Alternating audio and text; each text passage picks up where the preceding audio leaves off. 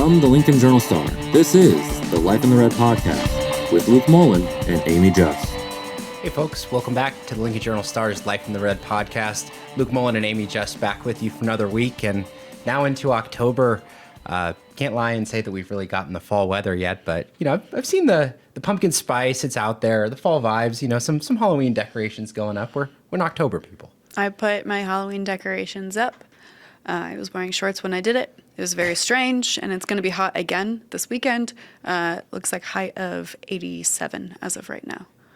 Absolutely. Well, I was filling out, the monthly calendar. I was like, oh, Halloween's on a Friday this year. Big weekend coming later this month for everybody. But before then, lots of Husker action to get to.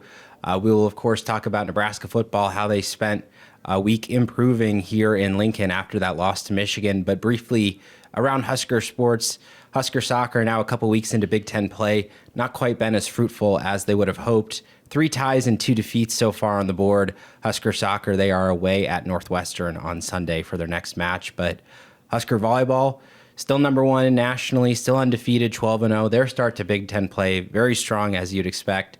Swept Maryland and swept Michigan. Anything stand out from those 2 matches that you noticed? Yeah, they tried some different things against Maryland, working on the double sub. Especially in that second set where it went extra points. Nebraska still ended up pulling away with it. But yeah, I'm really curious to see what happens on Friday. Toughest test for them of the Big Ten slate with them going to Penn State. Absolutely. And, that's a matchup that's been appointment viewing, really ever since the Huskers joined the Big Ten. Such a strong, volleyball program. They're up there at Penn State, and they played a tough schedule. I think it's, 4 or 5 losses now that they have on the board, but they're still number 16 in the nation. And again, Big Ten play, anybody can come out and win this conference. Penn State's certainly up there. And hey, it gets a national broadcast, 7 p.m. on Friday. If you're looking there on your televisions, that will be on Fox as Husker volleyball takes on Penn State. As for Husker football, of course, they had the week off after that loss to Michigan, and there were some different tasks that they needed to accomplish there over the days. And the first thing that they of course had to got to was the film. Look at what happened against Michigan, what went wrong, try to enact those fixes on the practice field, and coaches and players alike said that it was a week of hard practice. Dana Holgorsen in particular said that last Tuesday and Wednesday were very impressive to him. He said, I've never seen it like that in a bye week. Yeah, it's been like that around here at some points, or after losses that the coaching staff has deemed embarrassing, like 2 years ago against Michigan, for example. So I'm not surprised by that. That's just how Matt Rule likes to do things. But that's not the most interesting thing that I thought came from Dana Holgorsen on Tuesday, and I think you and I are alike in that regard. Yes, definitely. And just to quickly on that, it makes sense to go hard. They don't have a game on the weekend. You can have a couple days to rest up and improve from that. And those players, they did reflect over the weekend. The message from Matt Rule was kind of shed that Michigan game. Don't think about it too much. Just get on to the next opponent. The weekly battles that they've spoken about, but lots of still ongoing questions, that we won't know if they're answered till you see it on the field. And there's many in there, but let's start with the big one, backup running back. Folks have been talking about it. Who's going to be behind Emmett Johnson? And you looked at the coaching staff for a little bit of clarity this week. Well, there was none. Matt Rule, he said, I think we have a really good plan.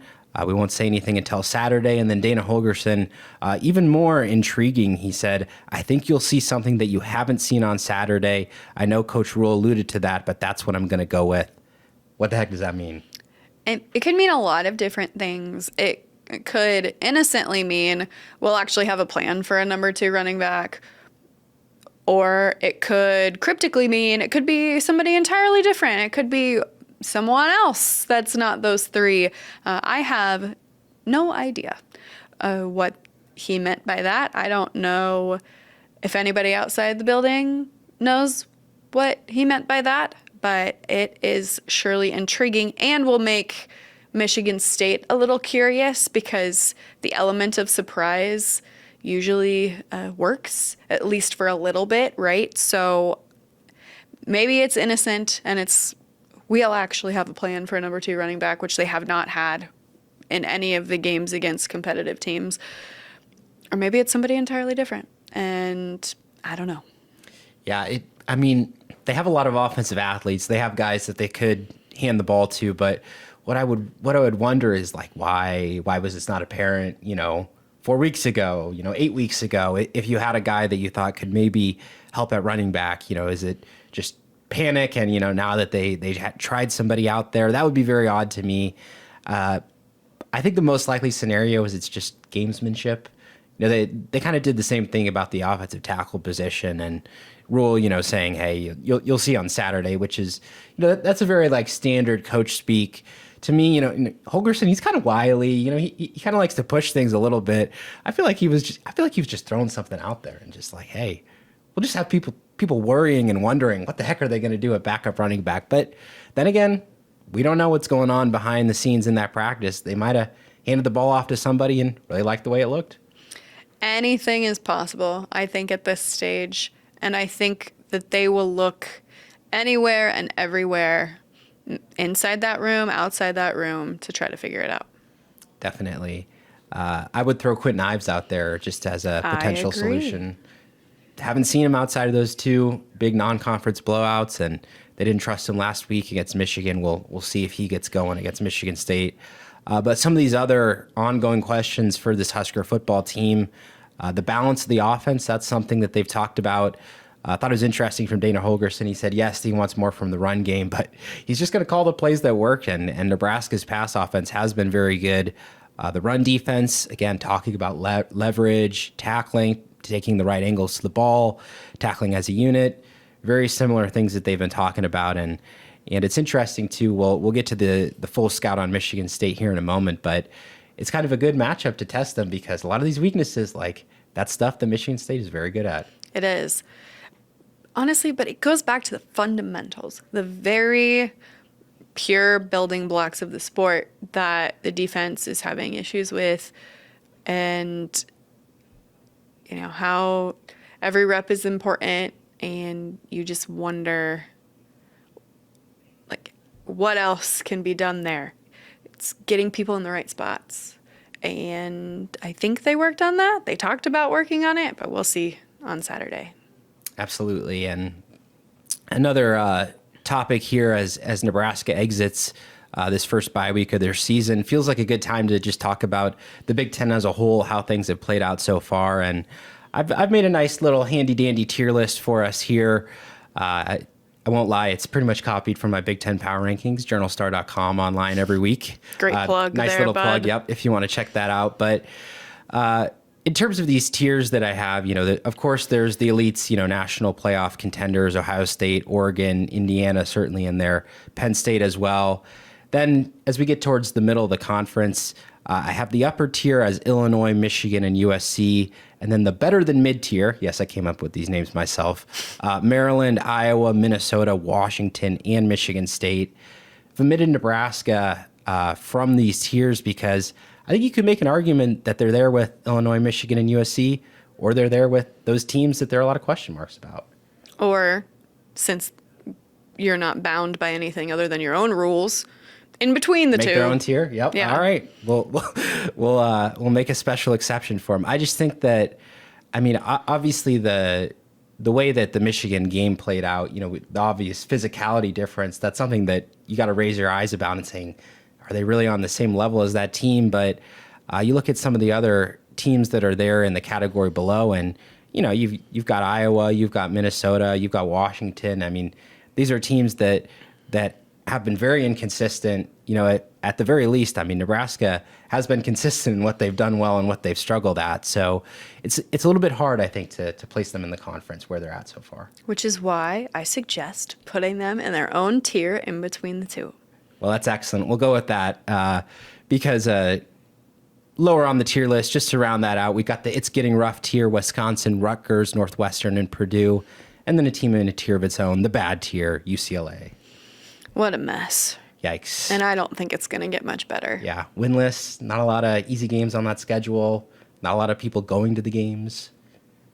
It's an interesting time there for the Bruins. But as Nebraska gets ready for this Michigan State game, it's going to be a 6-week stretch that they have before that next bye week, and we'll learn a lot more about them by the time they get into the next bye. But first up, Michigan State. Our quickfire question starts with the Spartans starting quarterback, Aiden Childs.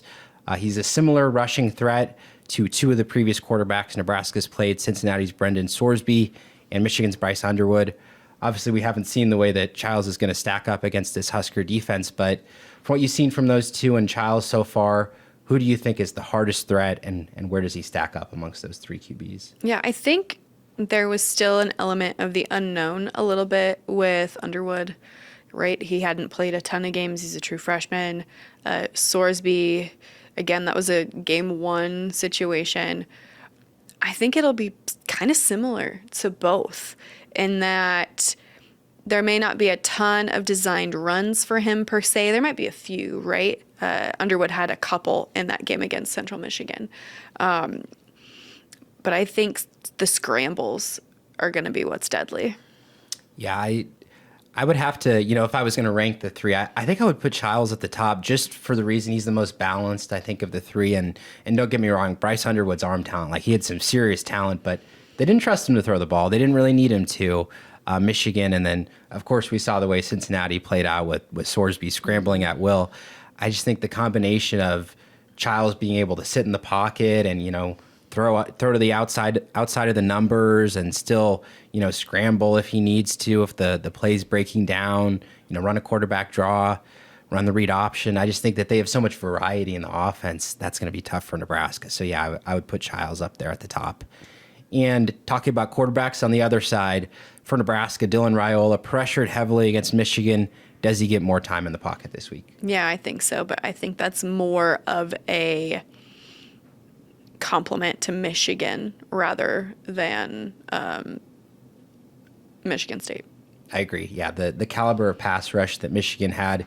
Michigan State also good. You have to be good up front in the Big Ten, but I think they're a little bit better on the interior than the edge. So that will be impactful there in the pass rush.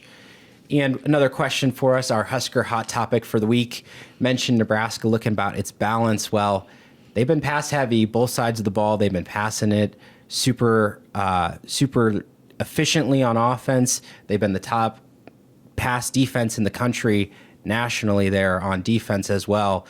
Is this pass heavy approach sustainable against their Big Ten schedule? So I don't like the word balance because true balance is 50-50. I like the word harmony, where it doesn't have to be quote unquote balanced, but is the harmony there? Are you using the right notes? Are you striking the right notes when you need to use the run, when you need to, rely on the pass more? And so the pass-heavy approach, I don't think is necessarily sustainable. But on the flip side, if it's working, it's working. So I guess I don't know. No, it's not sustainable, but I wouldn't strive for balance. I'd strive for harmony. Yeah, no, I like that yes, 50-50 if you were, dead set on that would be a bad approach, that, oh no, we need to run 4 more run plays right now. There haven't been enough runs called. I mean, what I would like to see is a little bit more commitment to the run early on and not just Emmett Johnson, this goes back to the backup running back discussion. Mystery man, yeah, whoever that is. Whoever plays at running back behind Emmett, get them involved too. Make sure that the defense has to deal with that. I'd like to see a little bit more from that in terms of the early consistency on offense. And then it's a different question entirely, how do they defend it? Because teams that want to run the ball and Nebraska struggles against it, they'll just keep running it, right? I mean, that's simple football right there. So to me, I think that they just have to find a way to get the personnel up front to stop the run, whether it's getting more guys in the box, whether it's, doing the simple things on the practice field that they've been talking about, the fundamentals, whatever it is to deal with that rushing attack. I mean, they just cannot continue to be allowing the rushing yards that they are right now on defense. Agreed. Absolutely. So Michigan State, scouting the opponent as they come in, they'll be looking to exploit those weaknesses that they've seen on film because They were also at home last weekend. They recently lost their first matchup to USC, so two teams off to that 0-1 start in Big Ten play. In terms of the Spartans' strengths there on offense, we already mentioned him, but Aiden Childs, strong passer, makes plays with his legs too. Mekhi Frazier, he's their top back. Efficient runner, was dinged up against Youngstown State, but he got back in their most recent contest, and he was out there. Not a lot of Emmett Johnson-like workload for him. He's more of a 15-carry-a-game guy. They do rotate their backs in, get him some breathers, but their wide receivers, that's going to be a challenge for Nebraska too. Again, great pass defense, but Nick Marsh, he was briefly injured, was on a snap count against USC. They expect him to be back, and Amari Kelly on the other side. Both those guys been very productive. They make big one-on-one catches, big play threats if they need it. So Nebraska will have their hands full with that. And then a quick another personnel note, you might have seen linebacker Wayne Matthews' very scary injury that he suffered for the Spartans. Well, Jonathan Smith, the head coach, updated his status. He said he's back with the team. He said he was lightly practicing. He said he's got a chance to play this week. That felt like a little gamesmanship. That was a very serious injury, but whether Matthews is back or not, this defense in general, they will miss him. They're allowing 28.8 points per game. That's kind of been the story of the season for Michigan State. They've needed their offense to score 35 because they're giving up 28 in every game. Yeah, and I don't think Michigan State's offense will score that many points this week. Yep, that will be the challenge for them. Our game predictions here as we get into this one, and Nebraska opened as a strong favorite.